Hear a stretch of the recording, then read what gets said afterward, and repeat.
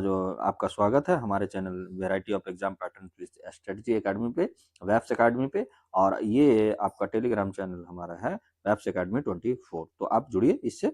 Okay, तो आज का फर्स्ट मुद्दा हम लोग चलते हैं। क्या फर्स्ट मुद्दा क्या है आज का? तो पहला मुद्दा हमारा जो कह रहा है क्या है, child marriage lead to poor outcomes in health, education, poverty elevation. Okay, क्या ये कह रहा है कि बाल विवाह सिर्फ एक सामाजिक प्रथा नहीं है, मतलब ये क्या है कि एक सोशल मतलब कल्चर नहीं है, बल्कि यह क्या है, ये आ गया है आपका स्वास्थ्य, शिक्षा, आर्थिक और सशक्तिकरण और गरीबी गरीबी उन्मूलन को भी प्रभावित ये कर रहा है, प्रभाव डाल रहा है। एक व्यापक सामाजिक दोष बन गया है आज के डेट में। कैसे? तो बाल विवाह पहले जानेंगे कि हम लोग बाल विवाह क्या होता है। तो बाल विवाह किसे कहते हैं कि जिसकी उम्र मतलब एक लड़की है, उसकी उम्र कम से कम अगर 18 वर्ष से कम होगा और उसकी शादी होगी किसी से, तो वो क्या हो जाएगा, वो भी बाल विवाह कहा जाएगा। और जब लड़का का उम्र, बॉयज का उम्र एज जो होगा अगर 21 वर्ष से कम होगा, तो वो भी एक बाल विवाह के दायरे में आएगा। ओके, अब ये जो हम लोग यहाँ पे क्या क्या डाल रहा है, जैसे हेल्थ और ये स्वास्थ्य को भी प्रभावित कर रहा है। तो कैसे, ये हम लोग समझते हैं। तो पहला आते हैं हम लोग हेल्थ पर क्या प्रभाव पड़ रहा है। ओके, तो हेल्थ पर क्या प्रभाव पड़ रहा है कि बाल विवाह से लड़कियों को अक्सर क्या होता है, किशोरी मतलब युवा अवस्था में, मतलब यंगर अवस्था में ही क्या हो जाता है, आपका शादी करना पड़ता है। मतलब किशोरी अवस्था में गर्भधारण हो जाता है जब शादी होने के बाद, जिससे क्या होता है कि मातृत्व और शिशु मृत्यु जो जो हम लोग पढ़े थे ना, MMR रिपोर्ट जो हम लोग पिछले क्लास में हम लोग जो पढ़े थे, आपको मैटरनिटी मोर्बिडिटी जो रेट होता है, मातृत्व मृत्यु दर जो हम लोग पढ़े थे, वो क्या है, इसी के बारे में बता रहा है। और शिशु मृत्यु दर क्या हो रहा है, बढ़ रहा है। युवा में माँ के शरीर का पोषण का भी कमी आ जाता है, जैसे एनीमिया का शिकायत ज्यादातर होता है आपका, और प्रसव भी जटिल हो जाता है। आनुवांशिक समस्या भी अधिक हो जाती है। जैसे आपका जब आप एक मतलब एक बायोलॉजिकल जो सिस्टम होता है ना, कि आपका जो शरीर अंग जो है आपका डेवलप नहीं किया है, और डेवलप बिना किए हुए आप मतलब उस चीज के लिए आप तैयार हो रहे हैं पहले ही, तो ये कहीं ना कहीं जेनेटिक भी ये क्या पड़ता है, आनुवांशिक समस्या का प्रॉब्लम क्रिएट करता है। ओके, आगे बढ़ते हैं कि जैसे देखिए एनीमिया, कुपोषण जैसे स्थितियां बढ़ जाती है, क्योंकि कम उम्र में की लड़कियों की शारीरिक एवं मानसिक विकास नहीं होता है, के बीच ही मातृत्व का दबाव आ जाता है। जैसे मान लिया जाए कि कोई कम एज का लड़की है, उसको क्या नॉलेज रहेगा, या कम एज का लड़का है उसको क्या नॉलेज ज़्यादा रहेगा, कि उनका जो मानसिक जो एक मैच्योरिटी होना चाहिए, परिपक्वता आना चाहिए, वो एक नहीं आ पाता है, जिसके कारण क्या होता है, और ना उनकी शारीरिक क्षमता भी विकास हो पाती है सही ढंग से, कि शारीरिक क्षमता भी विकास होना बहुत जरूरी है। अभी विकास का उसका प्रक्रिया ही चलता है। एक माना गया है बायोलॉजिकल मतलब साइंटिफिक माना गया है कि 18 वर्ष कम से कम लड़कियों का और 21 वर्ष जो होना चाहिए लड़कों का, मतलब एज होना चाहिए, तभी उनका शादी होना चाहिए। ओके, आगे बढ़ते हैं। अब क्या है इसमें और क्या बढ़ा रहा है कि इन स्वास्थ्य जो हमारा है, जो हेल्थ पे जो प्रभाव पड़ रहा है, इसके कारण क्या हो रहा है कि भारत को जो राष्ट्रीय जो हेल्थ इंडेक्स में जो सुधार करना था, उसके लिए स्वास्थ्य बजट और आवंटन और मातृत्व बाल स्वास्थ्य नीति में भी सुधार करने की अब आवश्यकता हो गया है। संकेतकों में सुधार होगा, स्वास्थ्य बजट आवंटन में भी ज्यादा आपको सुधार करना पड़ेगा, आपको मातृत्व या बाल स्वास्थ्य नीति में भी सुधार लाना पड़ेगा। ओके, आगे चलते हैं। नेक्स्ट हमारा क्या कह रहा है, शिक्षा पर क्या प्रभाव पड़ेगा, ये भी देख लेते हैं। बाल विवाह में क्या हो जाता है ना, जैसे कम उम्र में शादी हो गया, अब आप 17 वर्ष या 18 वर्ष में शादी करनी है। एक मिनिमम एज होता है कि 14 वर्ष में हम लोग का मतलब ऐसा पॉलिसी है कि 14 वर्ष से कम लोग तो मैट्रिक भी नहीं पास करते हैं, जो आपका टेंथ टेंथ भी नहीं पास कर पाते हैं। ओके, और आपका जो ट्वेल्थ है, ट्वेल्थ कम से कम 16 ईयर्स होना चाहिए। तो ये क्राइटेरिया है हमारे शिक्षा में, शिक्षा नीति का। तो ये जब मान लिया जाए कि आप 12th पास किए हुए या 10th पास किए हुए लड़की हो या लड़का हो, उसका क्या मतलब एक बच्चे को पालने के लिए भी उसका मानसिक रूप से भी विकास नहीं हो पाता है, और ना वो बच्चा जन्म दे सकती है लड़की होगी जो। ओके, तो मतलब किशोरी जो होगी वो नहीं दे पाएगी, सही से उसका विकास ही नहीं हो पाएगा। तो इसलिए क्या होता है कि कमज़ोर बच्चा भी आ जाता है। ओके, और ये क्या होता है जब उसकी शादी जब पहले हो जाएगा या लड़का का शादी जब पहले हो जाएगा, तो अक्सर जो लड़कियों को यहाँ पे क्या हो जाता है ना कि वो तो किसी और घर जाती है, तो उनकी जो शिक्षा रहती है वो अधूरी हो जाती है। ओके, तो इसीलिए बोल रहा है क्या कि अक्सर लड़कियों का स्कूल छूट जाता है जिससे उनकी शिक्षा बाधित होती है। कम शिक्षा के कारण क्या हो जाएगा आदमी, भाई स्किल आपके पास आएगा ही नहीं, आपके पास नॉलेज ही नहीं रहेगा तो स्किल नहीं आएगा, जिससे आप आत्मनिर्भर भी नहीं बन पाएंगे और समाज में आप भागीदारी, जैसे एक अच्छा समाज का भागीदार बनने के लिए आपको नॉलेजेबल तो होना चाहिए, शिक्षित तो होना ही पड़ेगा आपको। ओके, आपके पास स्किल होना ही चाहिए, तो ये भी नहीं आप पा पाएंगे। तो इसलिए समझ ये सब में सीमित हो जाइएगा आप भागीदारी में।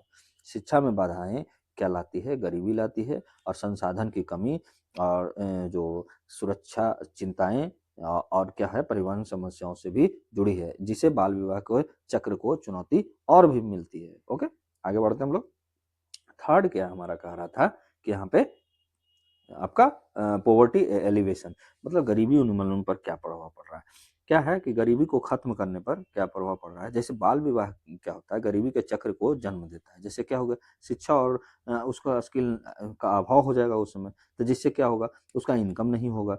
तो इनकम जब घटेगा तो परिवार में क्या हो जाएगा, आपका फैमिली का जो फाइनेंशियल आपका है वो फाइनेंशियल रूप से आप क्या हो जाएंगे, वीक हो जाएंगे। ओके, आगे बढ़ते हैं। क्या बोल रहा है ये, वही बोल रहा है संभावनाएं घटती रहती है, परिवार वित्तीय रूप से कमजोर रहते हैं।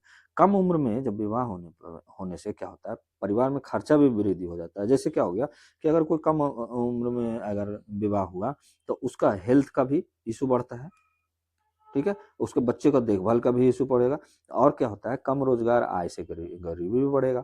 आर्थिक रूप से कमजोर परिवार अक्सर लड़कियों की शादी को आर्थिक बोझ को हल्का करने का तरीका मानते हैं। क्या मानते हैं ना, जो गरीब परिवार होते हैं, जो आर्थिक रूप से जो होते हैं, वो क्या मानते हैं कि एक तरह से लड़कियों को बोझ मानते हैं। क्यों, उनको लगता है कि क्या है कि ये हमारा आर्थिक बोझ है, इसी को हल्का करने के लिए जल्दी से ही आप शादी कर दीजिए, जिससे आप क्या हो जाएगा, वो सोचते हैं कि हमारे समस्या खत्म हो जाएगा, लेकिन इससे और समस्या गहरी हो जाती है। अब हमारा क्या लक्ष्य है, SDG 1 लक्ष्य जो हमारा गरीबी उन्मूलन के आता है, सस्टेनेबल डेवलपमेंट गोल का जो हमारा है, जो फर्स्ट में है, जो SDG फर्स्ट लक्ष्य क्या है हमारा, गरीबी उन्मूलन। और पांचवा लक्ष्य है जो लिंग समानता, जेंडर इक्वलिटी के बीच बाल विवाह एक बाधक के रूप में भी काम कर रहा है। क्योंकि बाल देखिए ये क्या है कि लिंग असमानताओं को जन्म देता है और गरीबी को भी जन्म देता है। तो ये दोनों क्या है, आपका SDG का जो लक्ष्य है 1 और 5, दोनों को ये बाधा बन रहा है प्राप्त करने में। आगे बढ़ते हम लोग। अब सामाजिक पे क्या प्रभाव पड़ रहा है, सोशल पे क्या प्रभाव पड़ रहा है, और मनोवैज्ञानिक प्रभाव क्या पड़ रहा है।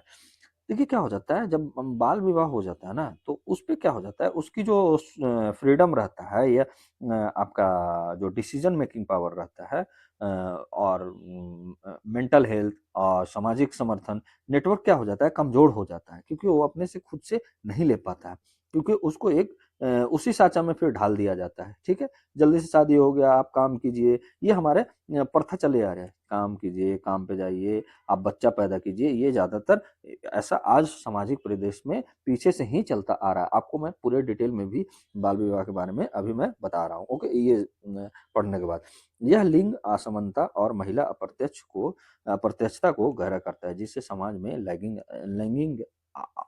लैंगिक असमानता भी की स्थिति को विस्तारित करता है। ओके, यह क्या करता है, मानवाधिकार, सामाजिक न्याय, महिला सशक्तिकरण के मुद्दे से प्रत्यक्ष रूप से जुड़ा हुआ है। ओके, अब आगे क्या हम लोग करते हैं कि भारत में बाल विवाह का जो अभी हम बोल रहे थे आपको, मैं बोल रहा था कि भारत में आपको बाल विवाह का इतिहास मैं बताता हूँ। क्या है, वैदिक काल में क्या था ना, जब ऋग वैदिक काल जो था, ओके, आपका उस समय क्या हुआ था कि बाल विवाह व्यापक नहीं था। उत्तर वैदिक में क्या आ गया था, थोड़ा सा जो स्मृति काल जो था, जिसको मनु स्मृति आदि में क्या हुआ है, कन्याओं को शीघ्र विवाह करने का संकेत मिलने लगते हैं। ये जो क्या हो गया कि धीरे धीरे ये सामाजिक मान्यता का मान्यता पाता गया, वो मतलब सामाजिक मान्यता एक तरह से मान लिया गया। ओके, मध्यकालीन भारत में क्या हुआ कि सामाजिक असुरक्षाएं एवं परंपराएं कैसे, जैसे मतलब मध्यकालीन में आक्रमण हो रहा था, ठीक है, कोई आके आक्रमण कर रहा है, राजनीतिक में अस्थिरता थी, पर्दा प्रथा था, सम्मान की अवधारणा के कारण भी बाल विवाह को सुरक्षा का उपाय बना। ये क्या हुआ ना, आक्रमण से बचने के लिए, राजनीतिक अस्थिरता से बचने के लिए पर्दा प्रथा है, ये सब सम्मान की अवधारणा एक आ गया। इसके कारण से क्या हो रहा है कि लोगों को कम एज में ही शादी करना मतलब उचित समझ रहे थे, और एक वो उसे क्या मान रहे थे, उपाय मानने लगे थे। ओके, आगे बढ़ते हैं। क्या हुआ, अन्य कुप्रथाएं क्या था जुड़ाव, जो जैसे सती प्रथा हो गया, बाल विधवापन हो गया, स्त्री शिक्षा का अभाव हो गया, इनसे भी बाल विवाह और मजबूत होता गया। ओके, आगे बढ़ते हैं हम लोग। और क्या देखते हैं, जब ब्रिटिश शासन आया, जिसको औपनिवेशिक काल बोलते हैं, तो औपनिवेशिक काल में क्या हुआ कि सुधार आंदोलन की शुरुआत हुआ, जैसे राजा राम मोहन राय ने की, ईश्वर चंद्र विद्यासागर जैसे सुधारकों ने बाल विवाह एवं अन्य कुप्रथाओं का विरोध किया। ओके, इसमें क्या हो गया, कानूनी पहल क्या हो गया कि शारदा अधिनियम 1929 में चाइल्ड मैरिज जो रेस्ट्रेंट एक्ट जो था वो आया था आपका। इसमें और क्या आया था, कानूनी पहल में विवाह की न्यूनतम आयु जो किया गया था, लड़कियों का 14 वर्ष किया गया था और लड़का को 18 वर्ष। बाद में इसमें संशोधन करके आपको 18 वर्ष और आपका 21 वर्ष किया गया। ओके, यहाँ 18 वर्ष कर दिया गया, यहाँ 21 वर्ष, यानी लड़कियों का 18 और लड़कों के लिए 21 वर्ष। ये पहला संगठित प्रयास, विधायी प्रयास था, पर प्रवर्तन कमजोर था, मतलब ये कमजोर ही रहा। पहला संगठित विधायी प्रयास तो था ये शारदा अधिनियम एक्ट जो आया था 1929 में। आगे बढ़ते हैं हम लोग। अब स्वतंत्र भारत में हम लोग थोड़ा सा देखते हैं कि स्वतंत्र भारत में आखिर क्या है। संवैधानिक दृष्टि जो हमारा क्या कहता है कि आर्टिकल जो हमारा मौलिक अधिकार है 14 और शोषण से मुक्ति जो है आपका अनुच्छेद 23, क्योंकि बाल श्रम में ही आएगा ये, और गरिमा जो है इन मूल्यों के विपरीत माना गया है। किसको, आपको बाल विवाह को। तो कानूनों का विकास कैसे हुआ कि जो चाइल्ड चाइल्ड मैरिज एक्ट जो आया आपका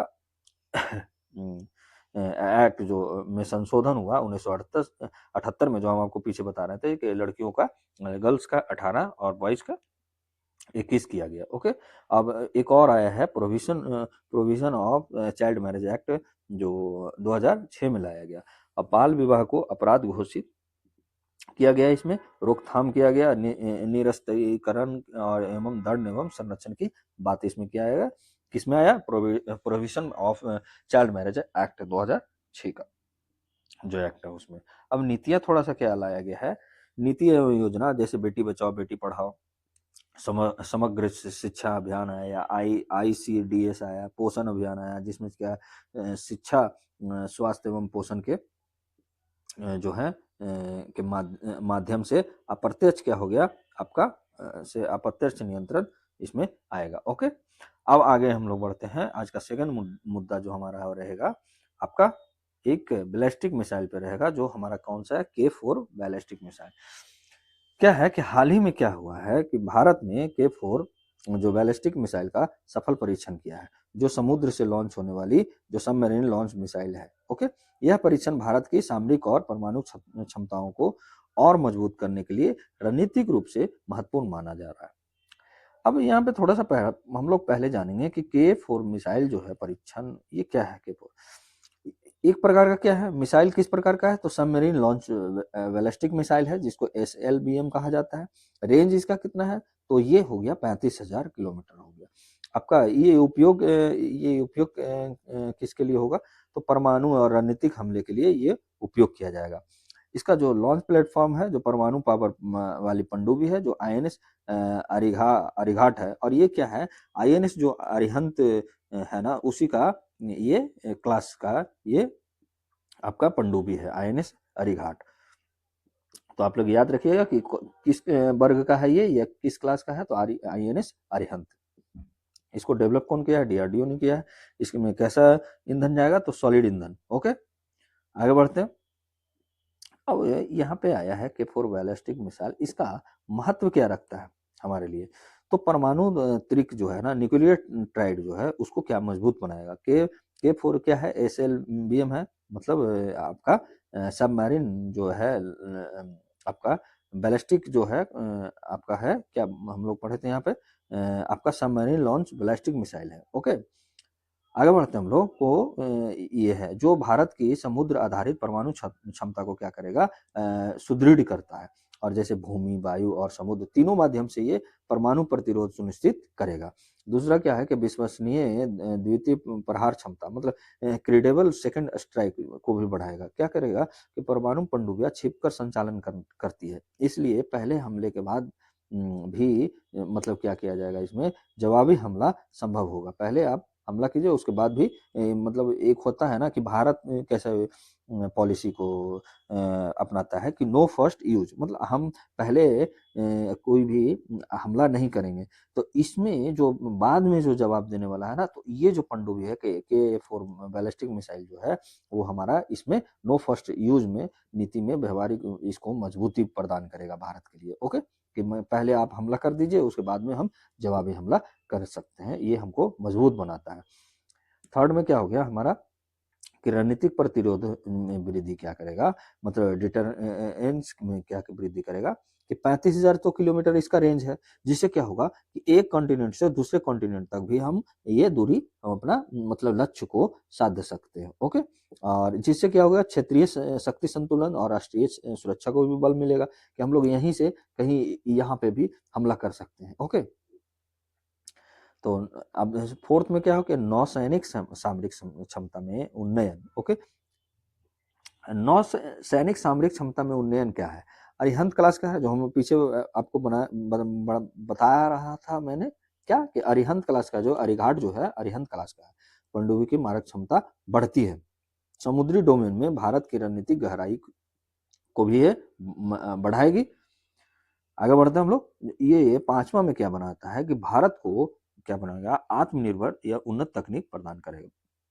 डीआरडीओ द्वारा जो ये क्या है, स्व इंडिजिनियस डेवलप है, तो आत्मनिर्भर को बढ़ावा देगा। ठोस ईंधन हुआ, जैसे उन्नत मार्गदर्शन हुआ, ये आपका हाई टेक्निक कैपेसिटी को आपका प्रदर्शित करता है। आगे बढ़ते हैं हम लोग। तो आज का नेक्स्ट मुद्दा जो हमारा है क्या क्या है, नेक्स्ट मुद्दा हमारा UIDAI, जो UDAI है, जो to expand full service Aadhaar centre to 473 by सितंबर 2026। ओके, मतलब 2026, मतलब क्या है कि भारतीय जो विशिष्ट पहचान प्राधिकरण है ना, यूडीआई जो है, वो क्या घोषणा किया है कि 473 जो पूर्ण सेवा आधार सेवा केंद्र जो है देश भर में 2026 तक ये स्थापित करेगा। जिससे क्या होगा कि आधार सेवा में जो सुविधाएं है ना, वो अधिक मतलब कुशल और समावेशी बनाएगा। ये कदम जो होगा कि जन सेवा के वितरण को बेहतर करने के लिए उठाया जा रहा है। ये हो गया आपका, चर्चा में हो गया। तो अब पहले थोड़ा सा हम लोग जानते हैं कि ये यूडीआई क्या है। ठीक है, UIDAI क्या है, तो इसका फुल फॉर्म जो होता है unique identification authority of India. इसको क्या बोला जाता है हिंदी में, भारतीय विशिष्ट पहचान प्राधिकरण। ओके, तो यह एक क्या भारत सरकार द्वारा एक वैधानिक प्राधिकरण है जो देश के नागरिकों को आधार संख्या जारी करने और उसके प्रबंधन के लिए जिम्मेदार है। आधार मतलब को मैनेज कौन करता है, तो हम लोग जानिए UIDAI जो होता है unique identification authority of India करता है, यानी आपका भारतीय विशिष्ट पहचान प्राधिकरण के द्वारा होता है। ये कैसे कब स्थापना हुआ था, 2009 में, और इसको कानूनी दर्जा जो मिला है आधार एक्ट 2016 के तहत इसको वैधानिक संस्था घोषित किया गया था। ये कौन सा मंत्रालय में आता है, तो ये सबसे मोस्ट इंपॉर्टेंट है, और ये भी इलेक्ट्रॉनिक्स और सूचना प्रौद्योगिकी मंत्रालय, जिसको ministry of electronics and information technology जो है वो मंत्रालय इसको आपका मंत्रालय के अंदर आता है। आगे बढ़ते हैं, इसका मुख्यालय कहाँ है, तो नई दिल्ली में, याद रखिएगा ये। आगे इसके बारे में और जानते हैं कि पहले तो जानते हैं जो विशिष्ट प्राधिकरण, भारतीय विशिष्ट प्राधिकरण पहचान पत्र जो है प्राधिकरण, उसका मुख्य कार्य क्या है, तो आधार संख्या जारी करना जो 12 अंकों का होता है, ये भी आप याद रखिएगा। बायोमेट्रिक और डेमोग्राफिक डेटा का संग्रह एवं सुरक्षित का प्रबंधन करना। बायोमेट्रिक जैसे फिंगरप्रिंट हो गया, आइरिस हो गया, फोटो हो गया, ये सब बायोमेट्रिक में आता है। डेमोग्राफिक क्या हो गया कि जैसे नाम हो गया, जन्म तिथि हो गया, ये पता ये करता है। आधार प्रमाणीकरण का भी सुविधा देता है ये, और ऑथेंटिफिकेशन करने का भी। आधार डेटा की सुरक्षा और गोपनीयता का सुनिश्चित भी करता है। आधार से जुड़ी सेवाओं जैसे अपडेट, सुधार, सत्यापन का संचालन करने, इसीलिए तो आधार केंद्र बनाया जा रहा है, आधार सेवा केंद्र बनाया जा रहा है, आधार केंद्र सेवा बनाया जा रहा है। ओके, इसका महत्व क्या है, क्या होगा इसमें कि नागरिक केंद्रित सेवा वितरण, मतलब सिटीजन सेंट्रिक सर्विस डिलीवरी होगा। कैसे? इस विस्तार से यूडीआई जो है कि सेवा प्राप्ति को आसान और सुलभ बनाया जाएगा। खासकर ग्रामीण इलाके हैं, जो पिछड़े इलाके हैं, उसमें क्या होगा कि आधार सेवा केंद्र की कमी रहती है।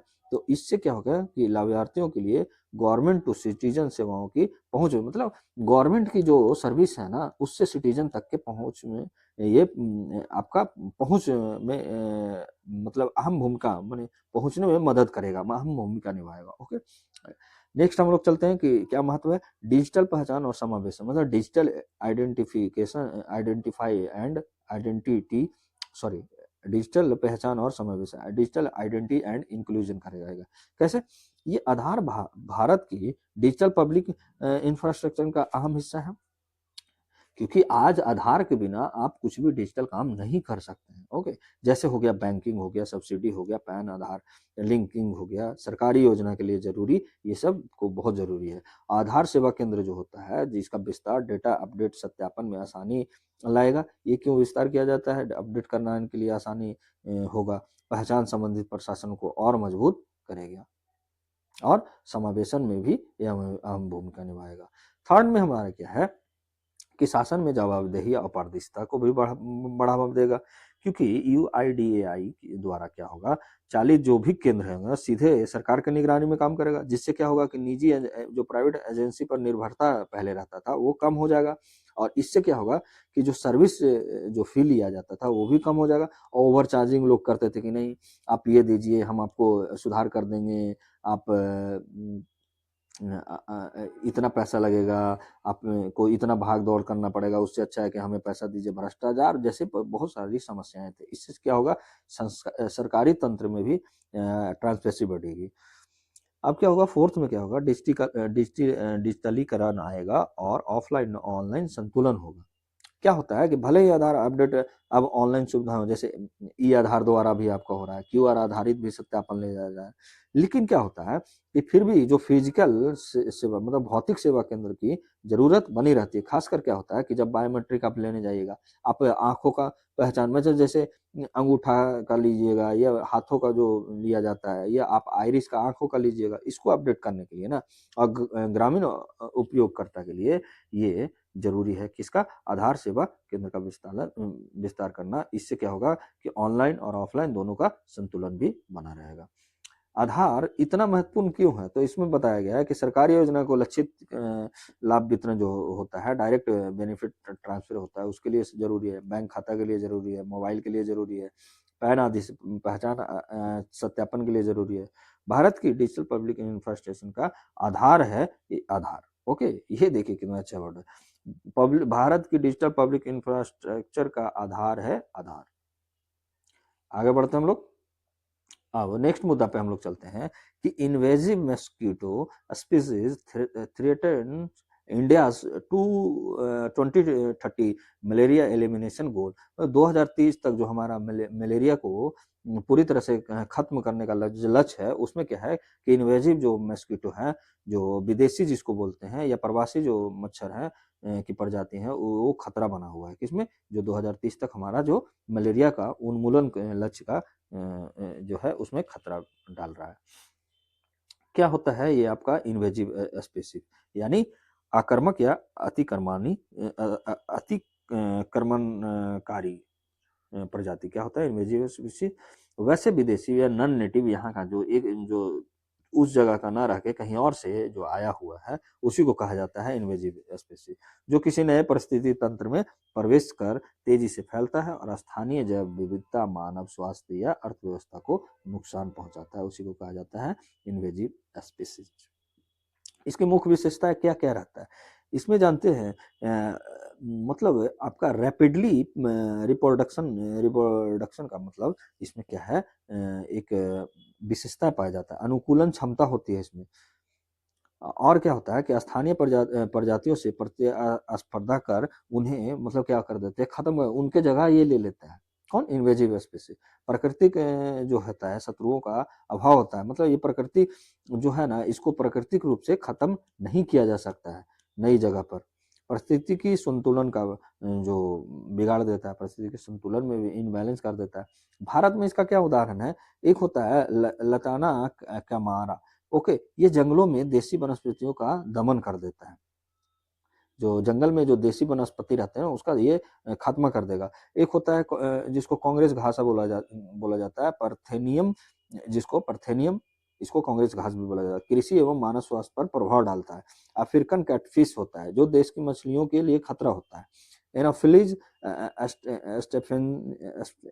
स्टेफेंसी जो मच्छर होता है, जो देखिए अभी हमारा एनाफिलीज जो मच्छर हो गया, वो क्या हो गया, शहरी मलेरिया को जोखिम बढ़ाता है। तो इसी के बारे में हम लोग को पढ़ना है। स्वास्थ्य चुनौतियां भी प्रदान करता है। एक वाटर हाइकिन्सिस होता है, ठीक है, वो क्या करता है कि जल को निकायों को अवरोध करता है। देखते होंगे कि जल में बड़ा बड़ा सा ये इस तरीके से हाइकिनित जो होता है, हाइकिन, वो फैला हुआ रहता है, जिसको बोला जाता है जल कुंभी, जल कुंभी, ओके, हिंदी में बोला जाता है जल कुंभी। अब इससे प्रभाव क्या होता है, इम्पैक्ट क्या डालता है, पर्यावरणीय प्रभाव डालता है क्या, कि जैसे जैव विविधता में कमी आता है, आवास का भी नाश कर देता है, ओके, आर्थिक बोझ क्या होगा, कृषि को नुकसान कर देगा, नियंत्रण पर उच्च लागत भी लाने, उस पर नियंत्रण लाने के लिए इसमें कई सारे कीटनाशक का भी उपयोग किया जाए, जिससे क्या हो जाता है कि मृदा का भी हमारा क्षरण हो जाता है, बहुत सारी समस्या पैदा करता है। स्वास्थ्य पर क्या करता है कि नई जैसे बीमारी ला दिया, वेक्टर जनित रोग ला दिया, जैसे मलेरिया हो गया, डेंगू हो गया, ये सब वेक्टर जनित रोग है, ओके। और क्या है, सामाजिक पर क्या है, आजीविका पर असर जाता है, जैसे मत्स्य कृषि को प्रभावित करता है। अब थोड़ा सा हम लोग जानेंगे यहाँ पे मलेरिया के बारे में। तो मलेरिया क्या है, मलेरिया एक वेक्टर जनित संक्रामक रोग है जो मादा एनफ्लूएंजा आपका मच्छर के काटने से फैलता है, ओके। किससे काटता है, मादा एनोफ्लीज मच्छर के काटने से हो। तो ये एक तरह का क्या है, प्लाज्मोडियम परजीवी के कारण होता है, याद रखिएगा, ये किसके कारण होता है, प्लाज्मोडियम परजीवी के कारण होता है, जो मादा एनोफ्लीज मच्छर के काटने से फैलता है। कारक क्या होता है, प्लाज्मोडियम स्पीशीज कौन कौन है, तो पी फैलिसिपरम जो सबसे घातक होता है, पी विवैक्स होता है, जो भारत में सबसे अधिक प्रचलित कौन है, पी विवैक्स, इसका मतलब हो गया प्लाज्मोडियम विवैक्स और ए फैलिसीरियम फैल्सीपेरम, ओके। और इसका ट्रांसमिशन कैसा होता है, संक्रमित मच्छर के काटने से क्या होता है कि परजीवी जो होता है, ये परजीवी जो होगा आपका, जैसे पी हो गया, फैलिसिपेरम हो गया या विवैक्स हो गया, ये क्या करेगा, आपका ब्लड में पहुंचकर इसको पहुंच जाता है, जिससे क्या होता है कि जो लीवर में आरबीसी को संक्रमित कर देता है, वृद्धि जो होता है आरबीसी उसको संक्रमित कर देता है और लक्षण प्रकट कर देता है कि मतलब आपको मलेरिया हो चुका है। तो इसमें लक्षण क्या क्या होता है, तो ये भी हम जानते हैं क्या होता है, सिम्टम्स इसका, तो सिम्टम्स होगा आपका कि तेज बुखार आना, ठंडा लगना, सिर दर्द होना, उल्टी होना। और इसका भारत में क्या स्थिति है, भारत में मलेरिया में पिछले दशक में क्या हुआ है कि उल्लेखनीय कमी तो आया है, लेकिन जो अभी इन्वेजिव स्पीसीज जो आए हैं इसके कारण और भी खतरा, ये आपका एक खतरा पैदा कर रहा है। फिर भी कुछ राज्य शहरी जैसे क्षेत्र में जोखिम बना हुआ है। इन्वेजिव मच्छर प्रजाति जैसे एनोफिलीज जो स्टेफेंसी जो है नई चुनौती बन के उभर रहा है, और भारत का लक्ष्य है कि 2030 तक मलेरिया को क्या करना है, आपको इरेक्ट करना है, मतलब उन्मूलन करना है। नीति ढांचा क्या लाया गया है कि national framework of malaria elimination 2016 से 30 तक चलाया गया है।